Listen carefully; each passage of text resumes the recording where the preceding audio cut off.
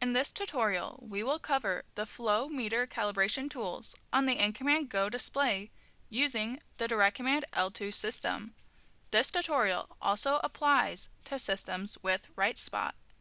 Knowing how to do the calibration on the display and having an accurately calibrated flow meter ensures that the correct amount of product is being applied out in the field. To begin, you will need a DirectCommand L2 or RightSpot configuration loaded to the run screen. Tap the wrench in the bottom left-hand side of the screen. Then tap Flow Meter Calibration. Tap the Calibration Type drop-down. There are three calibration type options. Manual, which allows you to adjust the flow meter calibration number manually. Field Dispense Volume allows you to enter the actual amount applied compared to the current region total on the display.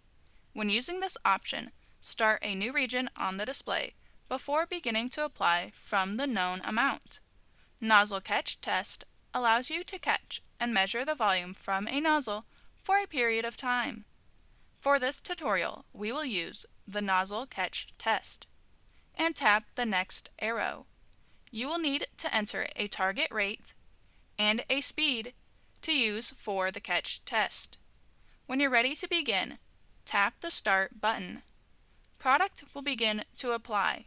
When you've completed catching your product, measure the volume that was dispensed. Then enter that volume into the display. Your new flow meter calibration will now be shown at the bottom. To save the new calibration, tap the green check.